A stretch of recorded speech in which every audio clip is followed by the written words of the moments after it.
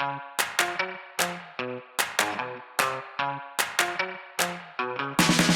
I'm Alvina Ling.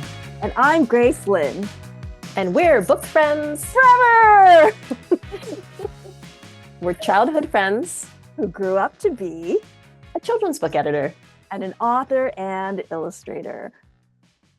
Yay!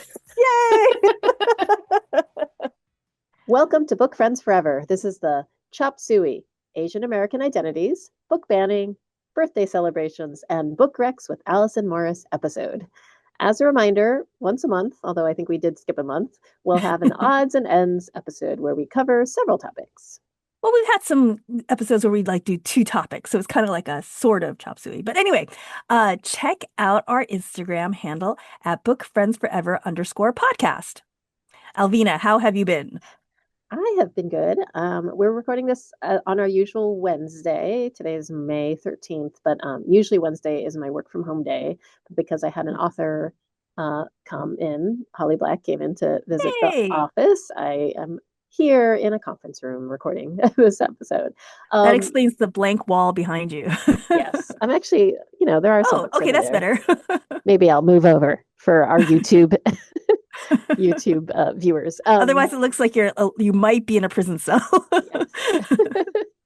No, so it was nice. We had lunch, before, and then we had kind of a meeting to go over, future books and that kind of thing, and it was really great. That's exciting. But I feel like I've been kind of, just lots of meetings this week. But this past weekend was really fun. So Stephen and I had tickets to see a concert. We saw Courtney Barnett, who she's an Australian singer-songwriter who I actually hadn't been familiar with her, but Stephen had been a fan. And so since I met Stephen, her albums have been playing on our speakers at home. And so I know actually quite a few of her songs. And we actually had gotten tickets to see her, I think in 2022. But then we got COVID. That was the one time we got COVID. And, we were pretty much recovered by then, but we thought, let's not risk it. So I actually gave the tickets away to just whoever, claimed them on Facebook. And it turned out it was like an editor and a librarian who didn't know each other. And they sat next to each other and they sent me a photo. Anyway, it was nice to finally see her. And we went to King's Theater, which is this beautiful old theater in Brooklyn. It's about a 45-minute walk from us. I saw photos on your Instagram. It was beautiful. So beautiful. We'd never been there. Neither of us had been there before. Apparently it had been a movie theater originally in the 1920s. Wow. That's classy. One of the, not Regal, but anyway, one of the big movie theater companies. And I guess they had recently refurbished it. It's funny because I had took some videos from it, and Steve and I were asking, I remember towards the end, we're like, I wonder if anyone we know is here. And he was like, probably. And then Barry Goldblatt, the agent, he responded to he's like, I'm here too, somewhere. That's cool. But it was another one of those concerts, I will say that when we were walking in, Stephen said, how many Asian people do you think, are going to be here? How many Black people do you think are here? And I guessed maybe 10 each. So we started just counting who we saw. We did end up seeing about 14 Asian people. Oh, that's good. But only 4 Black people attending. There were a lot of Black people who worked there because it's in Flatbush neighborhood, which is a pretty predominantly Black neighborhood. But yeah. That was better than the Amy Mann concert that we went to, though. Yeah. Which was still a great concert, but not very diverse. Yeah. And then Sunday was Mother's Day, so we went out to New Jersey to spend time with Stephen's mom and, and celebrate Nikki. And, and that was fun. I hadn't seen his mother had moved in with Dave and Nikki. They had, created this new in-law apartment in their house, and it's really, really beautiful. So it was just really nice to see her all settled in. That's nice. Yeah. And then, Monday had our monthly karaoke, which actually happened. It doesn't always happen. So, I always like karaoke. Anyway, how have you been? Good. I went to the Asian American Voices retreat at Boyd's Mills. They used to be called Highlights, now called Boyd's Mills, on there last Thursday. But before I went, I was like trying so hard to get all the art done for Yeah. painting. But I wasn't able to get it all done, so that's what I'm doing now. And I've been so so before that, it was like painting, painting, painting, signing cards, which is one of the things that we're doing as a pre-order. No, that's not pre-order. We're doing something. I'll explain. We'll go into that for a second later. Okay. And then and then and then rushing to the Asian American Voices retreat where I started working on the first draft of The Goldfish Man. Oh, And I'm yay. excited. It Exciting. was and I was really I'm really happy. I feel like I got the first chapter done, first draft of the chapter, first draft chapter, chapter one draft. That's it. First draft of chapter one. Yes, Yeah. first draft of chapter one done. And it was just a really great time. I mean, the problem when I write is that like I get into it and then like it's really hard for me to like switch back to like social. So it was really hard to like when I went to meals and everyone's like talking and I'm like, oh yeah. You're like, Like, no, I'm but still in the world of my book. I Yeah. know, but it was real, but uh, I eventually was able to make the switch about halfway through the meal, and it was just so nice to be with all these other Asian American kidlit authors and illustrators, and we're all just working hard and trying to like make really great books, and it was like I don't know, it was just so heartwarming to be with so many people and to feel like there's like a real community there, so that was Yeah. really because we're on our fifth year now of this Well, retreat. that's great. Yeah, and we're gonna have another one in August to celebrate that fifth year, and then but it's going strong and I think it's and I feel really happy about it and feel really proud about it. Hmm. Um so that's great. And then I got home and I had on the schedule to announce the pre-order campaign for Little Stone Buddha. That's the picture book that we have coming out in Yes. October. And so I was ready to announce all the pre-order campaigns. So listeners are probably going to be hearing a lot about it until from here on in, where if you pre-order the picture book, The Little Stone Buddha, you can get a free virtual visit if you order from the Carl. You can get a really cool lenticular sticker. A lenticular sticker is one of those stickers that, like a 3D sticker. What do It you call it? it Like a changes yeah, like changes scene. image. Yeah. Yeah, I can't that and that's from Porter Square Books. And I'm also getting these little kind of like pillow plushy keychains that you can get from High Five Books. So I was sending out like my newsletter and trying to do a social media post, and I did, but there's so much going on right now in the world about which we touched upon last time was the everything with Mac Barnett and his Right. I guess we'll just call it a gaffe. I mean, it's probably worse than a gaffe, but we'll just call it a gaffe.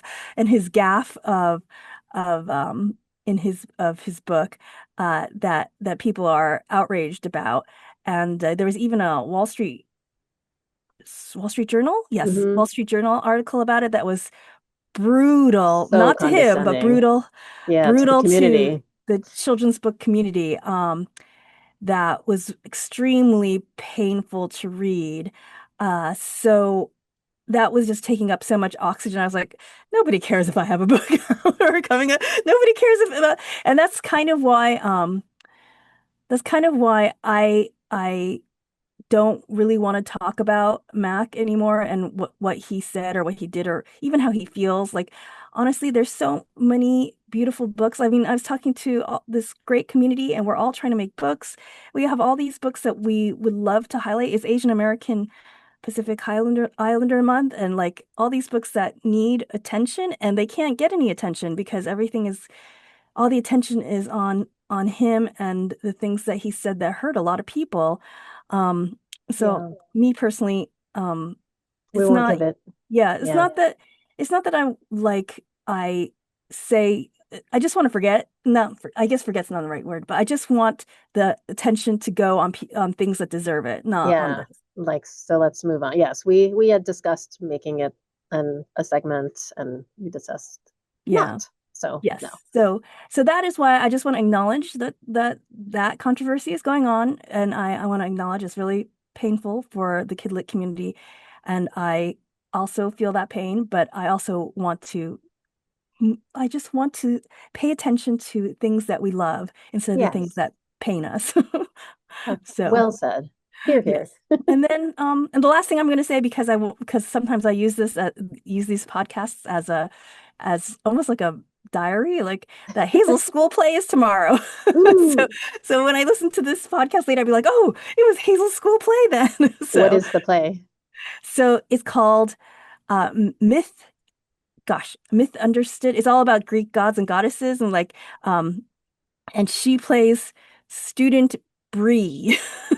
When she told Okay. me, when she told me her part a long time ago, I thought she said student B, and I'm like, oh, okay, so you're not student A, you're student B. She's like, no, student Bree, which is actually, she really kind of wanted to be Persephone, she said, but student B is actually a much bigger part because it's student Bree is in every scene, like the guide of all the different myths and gods and goddesses. So it's a big part for her. So I can't wait to see it tomorrow.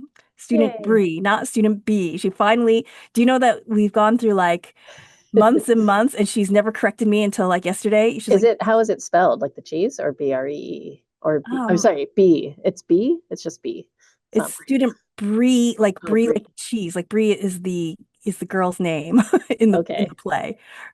Brie, Okay. but So but it's I but it would have made sense if it was B, like Beatrice, but right. I just thought it was like there's student A and there's student B.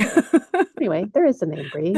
Anyway. Well, I hope it's great. I am actually seeing like I'm seeing a high school play on Friday. That's Aw, Tracy's daughter Violet is, I think she does the costuming, so we're gonna go see it. aw, Should be fun. I I just for love student students. plays. Yeah. All right. So for our first segment, in honor of Asian American, Native Hawaiians, and Pacific Oh, Islanders Month, I guess that is the new name, yes. I'm sorry, potentially. Native Hawaiians, that I did not say AANH earlier. AANHPI month. Yes. And also since you're just back from Boyd's Mills press. Well, is it? It's not. It's just called the Boyd's Mills Retreat. Is that? I don't know. Anyway, so we thought we'd just talk about our Asian American identities and also our involvement in the Asian American communities that we are part of. So I don't know, Grace, do you want to just what do you want? Where do you want to start? Do you want to talk Yeah, I about mean it's such your a broad topic. yeah? So, I mean you could obviously I just had an interview today with somebody who was writing a little article and we were talking about this because obviously all of my books or almost all of my books are about the Asian or Asian American identity or experience, right? And I was saying how um these books have been really, really important to me personally because it's through them that I really feel like I've been able to claim the Asian part of my identity. Because before, when I started 25 years ago, like I always kind of felt a bit like an imposter, like maybe more white than Asian, like because of my background, because of everything. And then it's only through doing all these books where I kind of feel like the two sides of me have finally merged and I'm like a whole person instead of two halves. And so I think that that's been really great for me. And I think that this support for the community, the general support for the community is one of those things that's really great because it is one of those things when I was younger, and I talk about it all the time about how like I did feel like it was like some being Asian was something to be kind of ashamed of. And so having these kind of months is kind of like saying, no, it's really cool, So that's why I do appreciate these months. Of course, we in the interview we're talking about how it's great that we have these months and we love it, but also you don't want to just only read Asian books during this 1 month. Like we only exist during May. Like Right. that's the only danger of having these months like that. So, Yeah. It's kind of um, like what we were saying last year about Pride Month, yeah, and yeah, it's Pride all yeah. year. But I guess because in the beginning, and this is something that I talked about at the retreat, like at the retreat, I give the same speech the first day, every time. And like some people have come 5 years now, and so they've heard the same speech. And I was like, I talk about how in the very beginning, of my career in 1999, there were so few Asian authors and illustrators, and there are so few. There really was a scarcity mindset that like there could only be one Asian author illustrator at each house. Like that was really how it felt.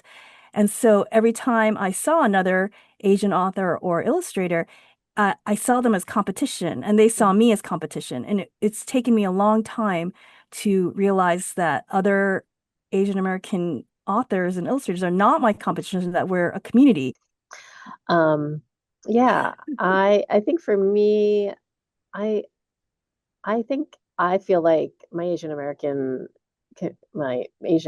identity has fueled my whole career in a way.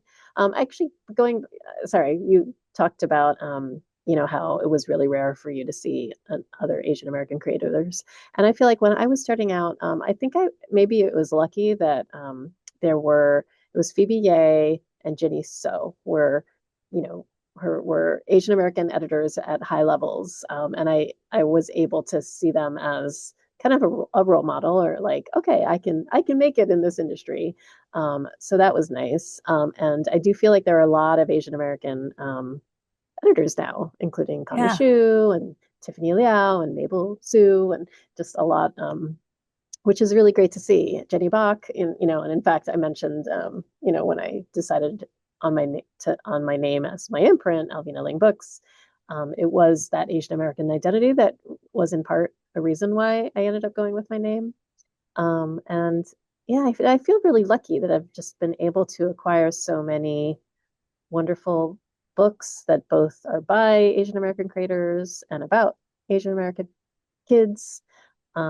I feel really lucky early on to specifically work with some Taiwanese American creators, and now too. And I feel like that has really, um, I don't know, there's just such a rich collection of Taiwanese American books, which has been Yeah, great to I see. think you know what I think? I think in the beginning it felt like there were competition and it was like a weird stress point because there wasn't enough Asian American creators or editors to feel like a community. But I feel like we have finally hit the tipping point now where Hmm. there's enough where it's not like where it definitely it's like a community now. Like we're in it together Right. versus I think before it was like, are there enough of us? Are there enough of us? So because there are so many editors Right. now, like and I then there's feel like already it, so many books and right. I, authors. I feel like it used to be that I could read every single book that was about or by an Asian American Yes. Uh-huh. person, and now they're just way too many. Yeah, exactly. I can And barely read them on my own list, like the ones that I yes, didn't edit myself. I So, agree. yeah, Like it used to be like that too. Like I would have read every single Asian American children's book out there. yes. And now I cannot keep up. And Nope. that is so It wonderful. is so Like, wonderful. Yeah. Yeah, and I think I've talked. So I guess listeners, if you want to hear more, we did record a whole episode, but this was very early on. I think it was in 2020, and I think it's on YouTube. But we did a live episode during the pandemic, during Asian. Do you remember that? And Kat Cho kind like of. helped facilitate it. The Really? author. Yeah, you don't remember I don't remember it all. that? Gosh. Maybe I'll try to link to it in the show notes. So I'll that try to means I've find it. met so I met Kat You recently met her and I didn't online. realize I had met her before. Yeah, I Sorry, mean that was a that is long time good. ago. But we did kind of delve a little more deeply in it. But we thought it had been a while, so it was fine to Yeah. talk about it again. And so much has changed even since 2020, honestly. No, that is very true. All right. So for our second segment, we thought we'd discuss a recent press release put out by PEN America about book banning. Um, Yeah. and the headline had to do a lot with nonfiction. So it says, in its latest report on book bans in public schools, Pan American documents a doubling of censorship of nonfiction on subjects from history and health to general knowledge, including biographies and memoirs. The targeting of titles about real events or people underscores, quote, an embrace of anti-intellectualism, unquote, within the book banning movement. According to the new report, facts and fiction stories stripped away by book bans. That's Um, just so terrible. it is really terrible. I think the part that I thought was really interesting also in the report, and this is from Publishers Lunch's article on it, is they talked about how books about people of color made up 44% of bands. And that's an increase of from 36% that in 2023 to 2024. And then LGBTQ plus people made up 39% of bands, which is up from 25%. That's a huge jump, 25 to 39. And Yeah. trans or genderqueer people made up 19%, Oh, up from wow. 7%. So that's also a really big jump. And then titles with neurodivergent or disabled people accounted for 10% of bands.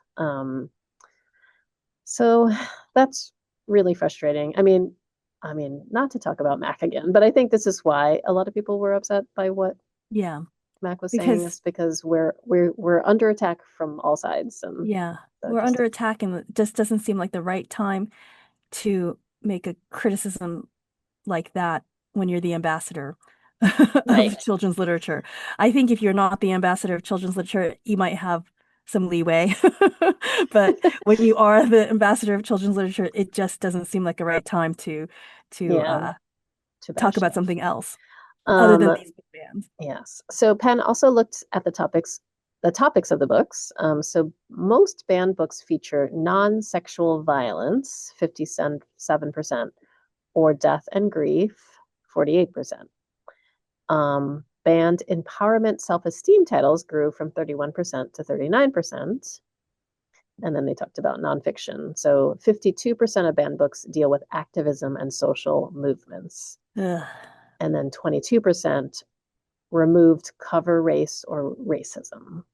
Yeah, but So, but see that's it's so broad. The person I was talking to today was actually an educator in Florida, and she's a educator of teachers in Florida, and she had a whole unit that she wrote on Asian American children's literature, and they canceled her unit. oh gosh, And so they not, but in what was making it sad, they canceled the whole, not just Asian American literature, they canceled the whole diversity thing of section of her teaching. And it was like, it just was so sad. So it was like, not only are the kids not getting it, but the teachers aren't getting it. Adults aren't getting it. Like they can say that they're trying to protect the kids, right, but they're not. It's obviously not. That's just a smokescreen for what they're trying to do. right. Let's see, what else does it say? It says that while many so-called parents' rights groups who advocate for book removals attest that they are rooting out pornography in schools, Penn's analysis shows that only 8% of banned titles contain nudity, and those include books about art and ancient civilizations. And then Penn also makes a distinction between consensual sexual material and non-consensual sexual violence. Just 10% of the books surveyed depict sexual experiences on the page, while 19% contain sexual violence, such as Colson Whitehead's The Nickel Boys and Laurie Halse Anderson's Shout. Um, so I But guess this is, those books are for high schoolers or or adults. I older. mean, Nickel Boys is an adult book. Yeah, and shout. I mean, at the very earliest, maybe an eighth grader. Like they're not teaching this to first graders. That's what I think that's what is their other kind of do they call that a dog whistle? I don't know what they call it, but some kind of like they're making it seem like librarians are teaching shout to Yeah. kindergartners. Like Well, that's what is scary. So there is this new book ban bill, which is called HR 7661, which I think they're calling it. Oh, I had it up before. Let me look. I think they're calling it the let's see, Stop the Sexualization of Children's Act. That's what it's called by its supporters. So they're basically saying that they want to defund federal aid for school libraries and public school classrooms that have sexually oriented materials in their collections, which is such a vague, because so they could say like, oh, if they have Laurie House Anderson Shout, then they have sexual, you know, material in their which classroom, which which is is actually terrible. yeah, because and okay, so I just said like, oh, number one, they're not teaching it to kindergartners. Number two, it's a really important book that Hmm. like, I mean, there's so much worse on the internet, like on YouTube, on TV, than I what's know. in any of these books. Like, I at mean, least, yeah. And and at least her book is like a way to process maybe something traumatic, right. like, And I think the danger is what we've seen in Florida, where if they say, oh, you can't mention sex, they're using that to mean, oh, if there's a gay couple depicted, yeah, then in the that is background. somehow depicting sex. But Yeah, by that argument, if there's a heterosexual couple, that is yeah. also talking about sex. Um, so I guess we should just say, uh, in a March 18th response to this bill's advancement, American Library Association President Sam Helmick challenged the sweeping attempt to stifle students' education and steal funds from the nation's schools. And he wrote that representatives from both sides of the aisle raised concerns about the vague, confusing, and overbroad language in the bill, and that HR 7661 should not become the law of the land in a nation where people value civil rights and oppose government censorship. And so ALA urged advocates to call their representatives and to support the Right to Read Act, which was introduced in both the House and the Senate in December. So that's something we can all do, Yes. is to Um, call our do you know representatives. when does it say when? It I'm just thinking was, about when this airs and like, oh, I don't know. I mean, I don't think it was introduced, but that doesn't say when yeah. it's been voted on or Okay, anything so like that. it's probably fine if people hear this and they do their calls.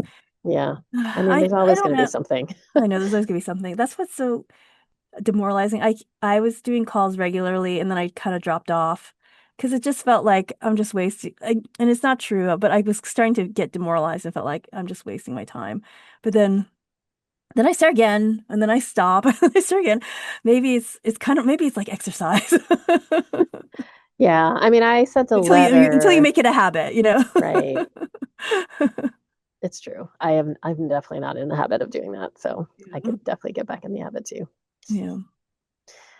Okay, and now for our next segment, we're going to bring on Alison Morris, children's literature specialist. Welcome, Alison. Hi, Hi. Hi. How Allison. are you guys? It's been so I long. I know know. I think we skipped a month, but we're Well, back. I think we missed 2 months actually. Oh, really? Oh, Oh, I because I think Grace was traveling, you were traveling, then I was traveling, we're all traveling. yeah, because I looked back at my calendar and I was like, has it been that long? And yeah, and then I looked at my notes and was like, I didn't list any books I talked about in March. So Oh, anyway, long well, well, we're time so ago. happy to see you. so good to see you. Likewise, And because it's always. been so long, we thought it'd be fun for you to come in and talk about this, our third segment, Great. which is Thrilled to about be here. birthdays and how to celebrate birthdays because Grace's birthday is on Sunday. Yes. Yay! Yay, happy Yay. birthday. I guess by the time this airs, it'll be Yes, belated I will be birthday. older, but But, I think Grace, I think you were saying you're like been trying to figure out how you wanted to celebrate. And I do feel like when you get older, like when it was our 50th, and Allison, you just celebrated your 50th, I did. I feel like that is a little bit more of a like, yay, let's celebrate. And then now, I don't know. I don't know. For me, I've been feeling like, I don't know how I want to like, do I celebrate. even want to mark this year? So wait, Grace, how are you thinking about Yeah, celebrating like, well, I your, was trying to think because at the Asian American Voices retreat, there was an attendee who was going to turn 50, and she was like, "Oh, I don't know what to do. I don't know what to do." And I said, "Well, for my 50th, Alvina sent me the Tom Cruise coconut cake, and it was so good that we ate slices, and then we cut the slices, we put it in the freezer, and whenever anything good happened that year, we would take defrost it and eat that slice of cake, and it was great, and it was like it made the whole year feel special." And when I told her this, she was like, "Oh my gosh!" They loved everybody at the table, like wanted to know like the link to the coconut cake, and it was like became this really big thing. And so I'm definitely defrosting a piece of coconut cake because we still have okay, we excellent. got one. We got one at for Alex's birthday, so we're gonna defrost one of his cake pieces of cake for my birthday. But other than that, I didn't have too many things scheduled. I was like, I'm gonna get a haircut.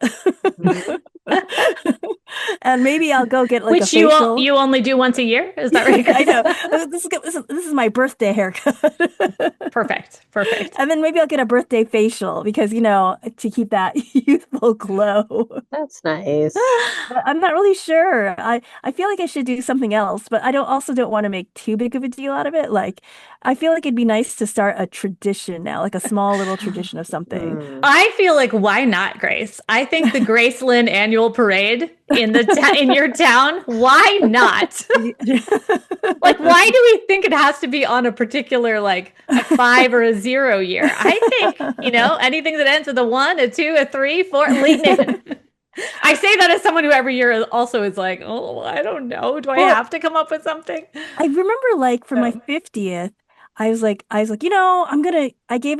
did like a free webinar, like it's my birthday. I'm gonna have a webinar, like, and I had my when I had an assistant, I put it in my newsletter and like, so like for my birthday, I'm gonna give a free webinar to all these schools, and it was really fun and really. So I was like, maybe I should do something like that, like Oh, that's something that nice. Like makes you it. giving something. Yeah, like something Oh, like that. But that's a I don't good know if I idea. would do another webinar because since I don't have my assistant anymore, But it'll be yeah.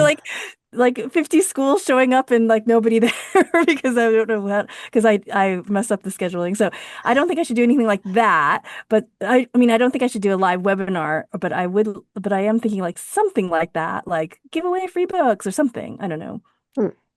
So I feel like Allison, we might have talked about this last time because I think the last time you were on, it was your birthday had been pretty recent, but how did you Yeah. celebrate your 50th? Well, I don't know if I talked about it on here. I think I probably did. I cried basically the whole way through my Oh, 50th. no, I don't remember I you saying that. do not know what was wrong with me. Oh. Oh, I mean, I think I do. I think it was like the grief of losing my mom. I think it hmm triggered it for me. hmm But it honestly, like a week after it was on, I was like, oh, maybe it's because my mom died. Like it took me that long to even rationalize it or figure out that might be the case. Because I just like every time Gareth would be like, what do you want to do? I'd be like, I don't know. And I would get super emotional about it and like Oh, defensive. And Oh. then we wound up snowed in that week. So we couldn't oh, go anywhere, which was kind of great. We just had neighbors over for dessert and games. Awesome. yeah. Low stress, low fuss. And I specifically said I wanted to play 2 very creative games that are my favorites. So I told the neighbors we will be doing Telephone Pictionary, also known as Telestrations, Oh, Oh, I and love that yes, that's game. a great game. Balderdash, also known as the dictionary game, that we do the Beyond Balderdash version that has other variations too. And I laughed until my face hurt, which is what I wanted to do. Oh, that's But Oh. awesome. also, I was a wreck up until that time, and then for several days after. And I was at a party a week later and said to someone, I don't know, she was like, how was your 50th? And I was like, well, I don't really know how to answer that. And then Oh. I cried the whole way through it. I think it was probably mom grief, like the whole way around it. And she said, Yeah. the same thing happened to me last summer. And I was like, really? Wow. Oh. She's like, and my mom hasn't died. So it wasn't that. So Oh, I don't know. I went into it, sure, totally also not feeling thrown by the milestone. But all this is to say, birthdays are weird. I think they can have some baggage. And when I was talking to my therapist about it, because I talked to her like, I think it was even on my birthday or the day after we had this session, I was like, I don't know what's wrong with me. I keep crying. She's like, some of us are uncomfortable when we're the center of attention and when we have to be, hmm like the one providing the thing. And I was like, yeah, that might be part of it, but it's not usually this bad. Right. How do But Hmm. you but I do norm? think that's a weird pressure. Like It ideally the world is. would throw a party for you every year and you Mm. wouldn't have to expend the emotional energy and time to figure out Yeah. what your party looks like. Yeah. But that's not usually how it works. Right. No. Well, I think that feeling uncomfortable being the center of attention is true. Like, Yeah. I don't like to, so my tradition usually for my birthday, because it's in the summer, is I'll throw some kind of, barbecue. And it's, Yeah. but before I used to do like joint birthday parties, and that was nice because it's they they were on 3 of us rather than just me. And I really like Right. that. And, That makes sense. but then, since we moved into, or since I've lived in this, where I currently live, like we have a patio and like, so I throw this barbecue and I was just thinking like this year, like, I want to do a barbecue because I just want to have a barbecue, but I don't want to actually say this is a birthday barbecue. Like, I think the benefit of Right. it is that I think people, maybe they feel more obligated to come and, and it's fun to have people there. But yeah, like, I don't want to have a cake. I don't want people to bring me things. I just want to like Aw. hang out with my friends and I don't know and have fun. But well, Allison, how do you normally celebrate like regular birthdays? Do you? I I mean, it really depends. I usually do the same thing where I'm like, I'm not really sure, Yeah. or the same thing as this year where I'm not really sure what I want to do. And then we often have a party, though it's having a winter birthday sometimes complicates all of that. Um, Yeah. uh, but we typically will have like a small gathering of people because I find that less stressful than hosting a large party. Right. Um, I'm an extrovert, but also as an empath, I somehow feel the need to take care of everybody. And when we have a big party at our house, it stresses me out. Like over Yeah. times, I've had to just recognize that like if somebody else took care of all the food and all of that, would be fine. We should just have parties catered, which is what we should do. But Mm. even when we have people for dinner, we'll often be like, we're going to get takeout from this place. And I'm just Yeah. like, that's who I am. And it's fine. Yeah, that's totally fine. But yeah, I don't know. Sometimes also it'll just be a day of me being like, here's a place I've wanted to go. And I'm just, Gareth, let's just go do this thing. And the two of us will just go do something together.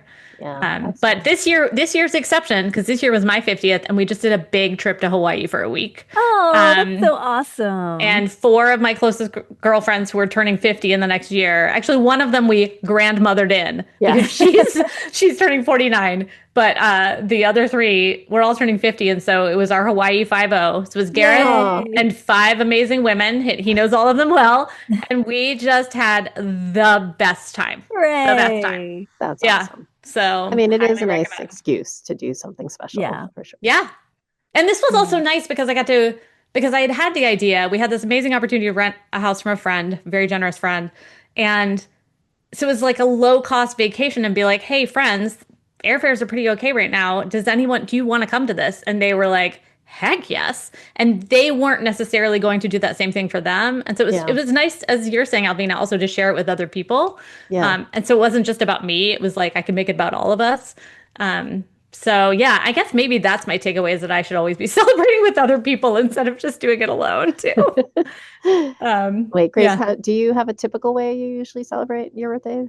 No, and that's what I'm looking for. I think that's Yeah. why I'm saying I'm trying to find a tradition. And it doesn't have to be a I guess I'm not really looking for like a party. I'm not looking to celebrate in that like as like I in the way that like people come over. Like it's more like I'm trying to find something like every year Yeah, for my commemorate in birthday. some way. Yeah, Yeah. just to commemorate. I do like Dan Santat. I noticed like every year he posts a really, really, really long post on his birthday. Like it's like his rant about like stuff. And it's always really illuminating. And Hmm. I don't know if I don't want to do that, but I do appreciate that like every year it's like this is his birthday tradition that he is Hmm. going to spill his guts out.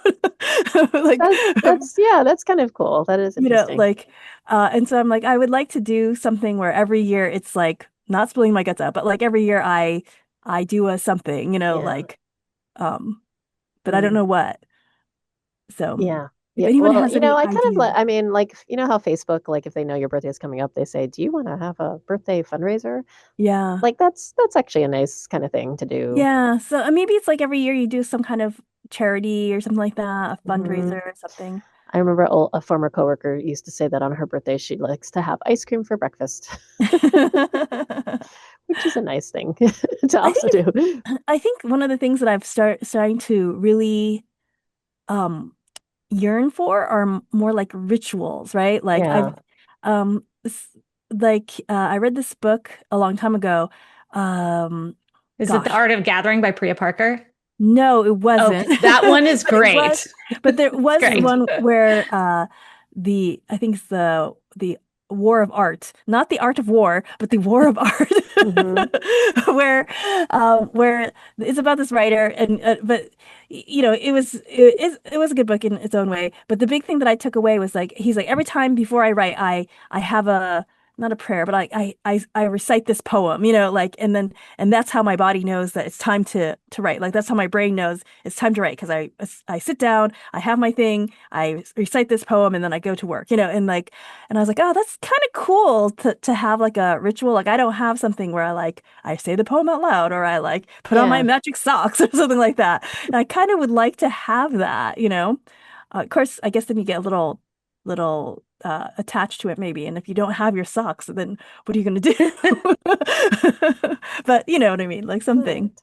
Well, if any of our listeners have ideas on Yes. rituals or ways to celebrate birthdays, let us know. I'll Or get a if you coconut cake. want to throw parties for us, Oh, we're here. yeah. We're open to that.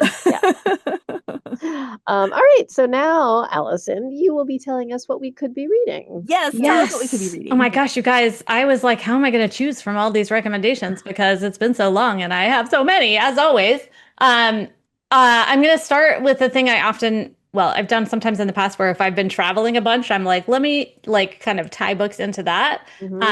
So I'll start by just saying I was at Boyd's Mills, formerly known me as too. Highlights. I know you were there right after me, I think. So I'm sad we miss each other. But I was there for a writing retreat in March and I had an amazing time. And I stayed in the Asian American Authors and Illustrators cabin number 8 for the second time. Nice. Isn't it nice? It's so nice. I love it. I love everything about it. I love everything about it. Now, You guys did they did a have beautiful ramen job. noodles in there? They keep running out of those. I don't remember Because because they have I also eat so much at Highlights every time. Sorry, at Boyd's Mills every time. Because they have that hot water boiler thing Yeah. that we specifically asked for because very Asian, and they're supposed to have like cup of noodles too, so Oh, people they could, like, did. No, I think they did. I'm Okay, pretty they sure did. they did. Okay, Yeah. so they're supposed to have cup of noodles so people can make their own cup of noodles with the hot water. I'm pretty sure they did. You saying ramen didn't trigger that for me, but cup of noodles. I'll have to look at my photos. I probably took a picture of the inside of the cabin so you can see. But they often run out, so that's why I was like, oh, it's okay if they didn't, but Got it. I'm pretty sure it's they super did. fun when they do. Yeah. So I was there on a writing retreat, but I was there with 18 other picture book authors. Author Laura Gell puts together this like informal group every year, and slightly different people every year, but she let me know it was happening. And there was this massive group of us there at the same time. So everyone was working their own projects, but in between times, there was a lot of comparing notes, getting critiques from other people if you wanted them. In my case, I was asking a lot of people about their agents, and it was really, really cool.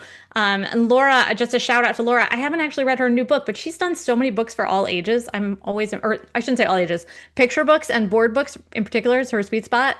But she's got a new one called Becca and Bubby's Bucket List, illustrated by Sarah Lynn Baker. And I'm very excited to read it. Apologies to Laura that I was like putting my notes together and then was like, oh, I never actually went and read Laura's new book. But I have a lot of confidence. So I thought I was confident enough to mention that. We'll give it a good plug. And the big highlight for me was that I got to be there with my longtime friend, Lisa Rogers, who was a school librarian in Wellesley when I was the children's book buyer at Wellesley Booksmith for a decade. Cool. And I used to bring authors to Lisa's school all the time. And she's now retired, but she is now a very accomplished picture book writer. And it was our first time being together, like both on this writing side of things. And it was so much fun. We had such a good time. And her most recent book is Woody's Words, Woodrow Wilson Rawls, and Where the Red Fern Grows, illustrated by Susan Reagan, which is honestly just a terrific book about creativity and the outlet of writing. Highly recommend. Where the Red Fern for Grows, your listeners. Where the Red Fern Grows was traumatic.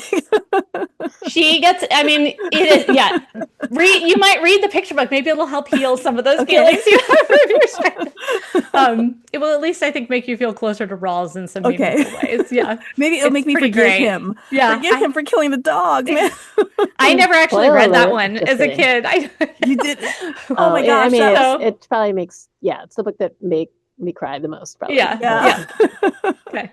Noted. I know that about it. It was not a spoiler for me, just to be clear, but still. Anyway, it was great to get that time with Lisa. She's amazing. I'm excited to see what is coming down the road from her. And then a couple weeks ago, I spent several days with Megan McDonald of Judy Moody fame in Northern California. I had been out to see Megan more than 20 years ago. And Megan's husband sadly passed away just a little over a year ago. And my mom died around the same time and we became grief buddies. And so we've been talking about me going out there, and we just had a really lovely time just hanging out and catching up.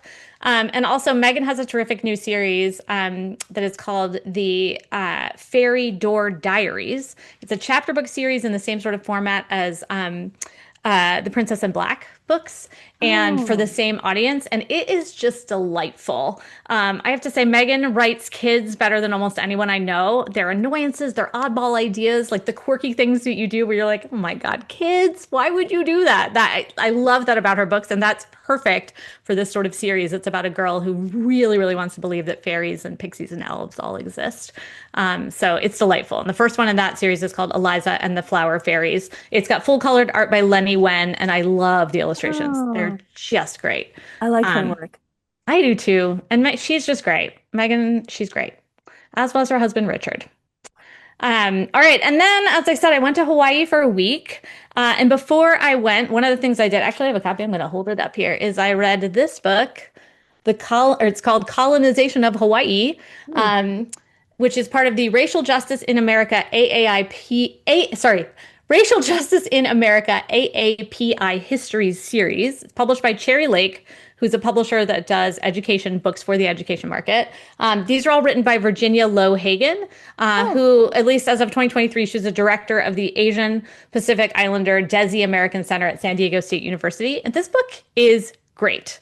Um, I think if you're going to Hawaii, if you're an adult and you need a primer in how Hawaii became a state for you or for kids, teens in your life, this is a great book for that. I mean, it is clearly didactic, it is educational, but it serves a really useful purpose. It's a terrific introduction to the topics of statehood and sovereignty.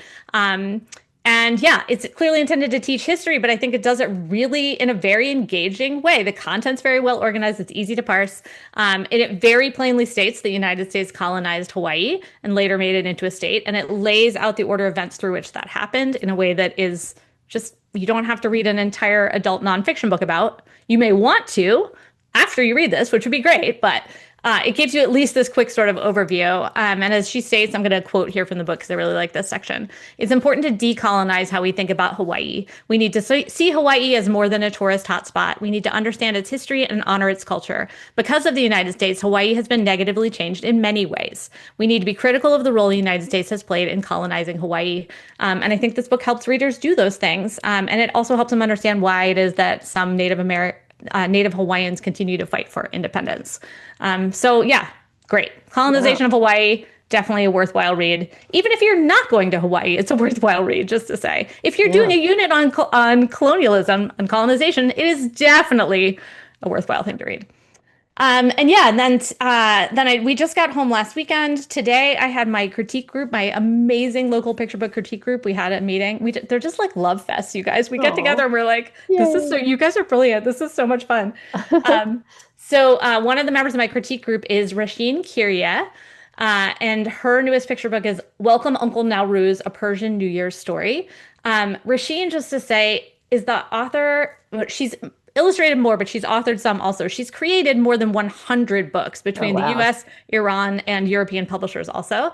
And this is just this warm, charming retelling of a classic Nowruz folktale about Nane Sarma, who is sort of the personification of winter. And every year she looks forward to the arrival of her old friend, Uncle Nowruz, who is spring.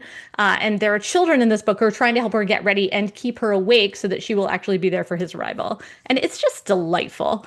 As is everything Rasheen illustrates. Her Yeah, work her is so illustration is so vibrant. wonderful. Yeah. So it's delightful. And then while we're on the topic of spring, if any of you out there have not seen Goldfinches by Mary Oliver, illustrated by Melissa Oh, Sweet, Oh go find yeah. a copy. It is so pretty. It's so pretty. Melissa's collage work is just so stunning. And this is such a perfect gift book for anyone who's a writer, anyone who loves words. I don't think it's only for adults at all. I do think that kids and teens would enjoy it too. But man, it just makes a heck of a gift book to a fellow writer out there. And it's a perfect book for spring. Another one I love for spring that's a very different illustration style, but is I'm a Cloud. And apologies to this author illustrator because I'm probably going to butcher your name, but Taishka Kampuis. I don't know. Please come on social media and tell me how to pronounce your name, but it's spelled TJITSKE KAMPHUIS. This is a book that just contains terrific observations of clouds, illustrated in these very flat color illustrations. They have warmth and personality and these very clear, crisp visuals. It's a terrific STEM book for preschool and lower elementary. So that's a great spring title. And then a fun one for moving into summer is this book called Just a Shell, or Is It? Written by Becca McMurdy and illustrated by Paula Escobar. And this is another picture book that's just a really good early nonfiction book that helps kids understand that different things have different benefits to different creatures, because it's not just a shell, it might be a home or any number of other things. So it's just really, it's clever, and it's a really fun beach book also. So yeah, those are the ones I came up with that are sort of seasonally relevant. I also just Yeah. want to say I saw Project Hail Mary. I Mhm. don't know if you guys have, but I thought it Yep. was a delight. And then We I both listened to the did too. audio after. Me too. It was great. It was Awesome. great. Yeah. And it's a good companion in a very different way to Atmosphere by Taylor Jenkins Reid, which was one of my favorite books that I read I last love year, that adult too. books. Yeah. Man, it just So ripped my good. heart out. But yeah, Have you read Orbital I by have Samantha not. Harvey? That one, No, I'm going to much add it to my list right more now. literary, but very beautiful. It's about 6 astronauts that are orbiting the Earth. And I it's, have a book that I want to talk about too. There's Great. this really beautiful book called The Odyssey by Gareth Hines that just Oh, came really? out. oh, And it's a super Today is pub a day. deluxe edition. And ooh, it's Yes. really like, of course, this book, this graphic novel, has been around for a while, but it just came out in an amazing, beautiful deluxe edition, and perfect, speaking of movies, to come yeah, out at the same time as a movie yes. that we Well know. played, Grace. We did not Matt let's just say to Damon. everyone, I did not set Grace up for that. And also maybe it's a terrible thing that didn't even occur to me to plug my husband's book today. But yes, it is publication day for the Ooh, Odyssey. The Christopher Nolan film is coming out in July. If you have anyone in your life who you think might enjoy reading And this is the perfect an companion. Speaking of adaptation, companion books to movies, like, yes, yeah, yes. that's Gareth awesome. made no money. I'll just say the movie has no relationship to the book, No, because of but but course. he might as well let's cash in hope on it that it too. fuels, Exactly, yes, let's hope exactly. it No, fuels. the hope is that people looking for the movie will be excited to find this new edition. And it's got a stunning new cover. It has spreads, which is very Yes. exciting. Mm, And it's just to say, like, I mean, for 15 years, it's been adopted in classrooms all over the country. We wow. routinely get text messages from friends who are like, "Look what my kid just brought home from school. Look what he's assigned to read." And he hears all the time from teachers and students. We were just actually in Arizona last week. He did an amazing school visit. He did 2 different school visits, but we got to spend time with the staff of the Coding Academy in Phoenix. And let me tell you, these teachers are awesome. The school was great. The kids asked incredible questions. It was just a great visit all around, but it's really inspiring also to hear the depth of thinking that kids are applying to his books. And he also just finished the Aeneid, which is going to come out March 2027. Ooh, exciting. Uh, and it is his best drawings and paintings to date. It is Oh, stunning. cool. And the back matter is insane. There's so much interesting stuff that it's been really fun to work with him on that and help Yay. edit some of that Ah, stuff. So, so many, yeah, so many good books to read. I know. So I many know. amazing books out there. Always, every year, Yes. always. So, All yeah. right. So now we'll end as we always do with what we're grateful for. I can start this week. Have either of you heard of reciprocard.com? No. So I started subscribing to this newsletter with the New York Times called The Good List, which is, yeah, I don't know if it comes out weekly or monthly, but it's basically a compilation of like good things. And they linked to this thing called, it's reciprocard.com. So basically, we all know and love Libby. It's probably my favorite app for Yeah. You're talking about our audiobooks. friend. Oh, sorry. We also know and love Libby. We also do love Libby. Libby and Libby. Yes. So Libby, the app to borrow library books and ebooks and audiobooks. So Reciprocard will tell you if there are any partnerships or reciprocal arrangements that your library has with other libraries. Oh, cool. So I looked up Brooklyn Public Library, which is mine, and it has a reciprocal arrangement with Queens and also with Buffalo. And so you can get it. So I did it. I got library cards from both of those, and then you put it in your Libby app. Oh, And then that's you awesome. can get, books faster, or you can, Yeah. because I often So max out audiobooks, you my, can Yeah. You can get audiobooks that way, right? You can, Yeah. basically Oh, it's you have a that's library card. great. You get a library Yeah, card with them. So anyway, so that would be I'm great. Yes. That's a great pro tip because I definitely run into times where there's a lot that I want and it'll show, and I flag it as notify me if this becomes Yes. available, but a lot of that may never become available. At Yeah, least I'm exactly. usually doing it on audio. Grace sounds like same as you. Yeah, Yeah, because me there's a too. lot of things my library just doesn't get, Yeah, Yeah. So same. reciprocard.com. That's great. Grace, what are you grateful for? Well, I just got back from the, as I said, the Asian American Voices retreat. So I'm really grateful to my good friend Debbie Michiko Florence for having me be a part of it, and I'm really grateful for the community there. It's been really amazing to me to have this community for the past 5 years, and to feel like I said, to really feel like I'm actually a part of a community is kind of neat. I think we've spent so much time online and we're like, the kidlit community, the community, and it's fine. We are part of a online community, and we're all a part of that in some ways, but it's not the same. And you realize how it's not the same when you go in person and you like are in the same room and you're talking. So really grateful for that.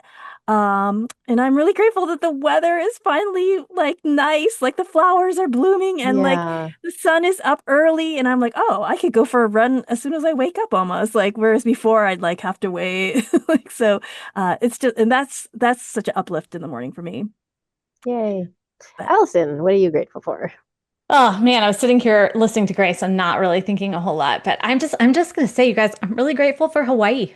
I'm yeah. grateful that it exists. This was my second time going. The first time I went, I said I left a piece of my heart there and I can't get it back. Like I have to go there to visit it. And that I had that same feeling again this time. And at the end of the week, one of my friends turned to me and was like, remember that thing you said about your heart? Totally happened to me too. Where in There's Hawaii just did you something stay? incredibly special. So we were on the Big Island. We were on the Kona side. Uh-huh. But we did travel to the Hilo side also. We went to Volcanoes National Park. We got to swim with manta rays, which was insanely cool. Snorkeling. We did snorkeling with manta rays, which is a very popular nighttime activity on the island of Hawaii. Wow. And yeah, it was incredible. So I'm just grateful for everything. I'm grateful for the culture, the aloha, the birds and the plants that I don't get to see anywhere else. Like it's not, I mean, I enjoyed being on the beaches. That's beautiful too. But to me, it's the things that don't exist anywhere else are what's really so special about it. And it just also feels great to be there. Like people are nice. The tap water is delicious. The tap water is great. Yeah, I don't know. It's just, I love it. Agree. I love it. It was interesting. I was doing this event where they're like, "What's your dream vacation?" Like it was like one of those fast questions, and I said Hawaii, and I was like, I'm not sure why I said that, right? And I was like, because I'm like, is it my dream vacation? I don't know if it's my dream vacation, but I think one of the reasons why I said that is because all the things you said, Alison. But it's for me, it's also one of the few places that I've ever been where I was Asian and no one expected me to speak Chinese or Thai, and like I really felt at home that like it felt like it was like a real Asian American community. Like no one expected more from me. Like so they like kind of took me just as I am, and so I guess in some ways it did feel like home too. So like that I can see by you. Yeah, I've had other friends. I've had a couple other Asian friends say the exact same thing, that it's the place they felt the most at ease and the most like just, like they weren't different in any fashion. So I understand that. I obviously can't relate to that feeling, but I understand why that would even deepen that experience for you. So we should go do a live Book Friends let's all Forever go to podcast. yes, maybe please. for our birthdays. We should every year we should just go to Hawaii. I mean, clearly we have landed on the right solution here. Yeah, I would go to any of the islands. So I've been only to the Big Island and then Oahu. Gareth and I last time we spent a week on the Big Island and we did 3 days on Oahu, and that was also amazing. Though the Big Island is my speed, I think, more than anything else. Nice. So yeah, highly recommend. Now I want to go there. Okay. Great. Do it. All right. So that was the Chop Suey, Asian American Identities, Book Banning, Birthday Celebrations, and Book Recs with Alison Morris episode. Thanks for joining us, and thanks to Alex at Pacey Work Studio for editing this podcast. Please rate and review us on Apple Podcasts and tell a friend about it. And tag us on social media using the hashtag BookFriendsForever, or send us a message via Instagram at BookFriendsForever_podcast, or via our website, bookfriendsforever.com. Though I think that's going to be changed in the next month or so. Anyway, please join our Patreon. The link is in the show notes. I'm Alvina Ling. You can find me at Alvina Ling on Instagram, Blue Sky, and Threads. Allison, where can people find you? You can find me at Kid Lit Girl on Instagram, or you can also look for me on Facebook by my name, Alison Morris. And I'm Grace Lynn. You can find me. Who am I? I never heard of her. What am I? You can find me at Pacey Lynn on Instagram and Threads, and author Grace Lynn on Facebook and Blue Sky. Have a great week. And don't forget to read. Bye. Bye. Bye.